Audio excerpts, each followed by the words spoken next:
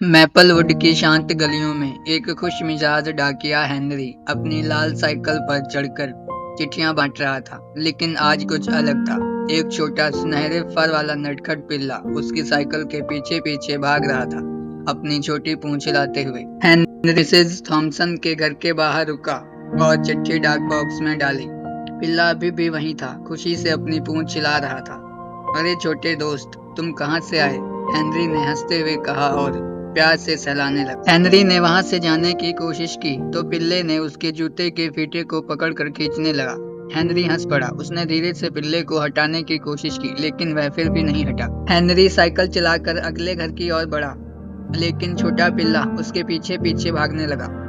उसकी छोटी छोटी टांगें तेजी से हिल रही थी, मानो उसे हेनरी का पीछा करना ही सबसे जरूरी काम हो। हेनरी ने हंसते हुए सिर हिलाया। वह समझ गया कि यह पिल्ला इतनी आसानी से हार मानने वाला नहीं।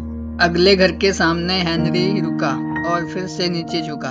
उसने पिल्ले के सिर पर हाथ प्यार से फेरा और कहा, मैं तुम्हें अपने साथ नहीं ले जा सकता छोटे दोस्त। हेनरी ने इधर उधर देखा कि यह प्यारा पिल्ला आखिर आया कहां से। तभी उसकी नजर पास के एक लैंप पोस्ट पर लगे एक पोस्टर पर गई। खोया हुआ पिल्ला, कृपया मदद करें। और पोस्टर पर वही पिल्ला बना था।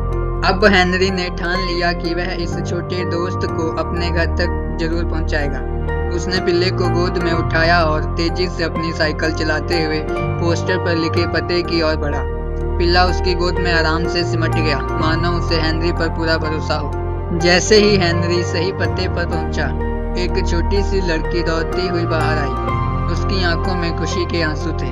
बड़ी, तुम वापस आ गए, उसने खुशी से चिल्लाते हुए पिल्ले को जोर से गले लगा लिया। हेनरी अपनी साइकिल पर बैठा और धीरे धीरे आगे बढ़ने लगा। आज वह बहुत खुश था।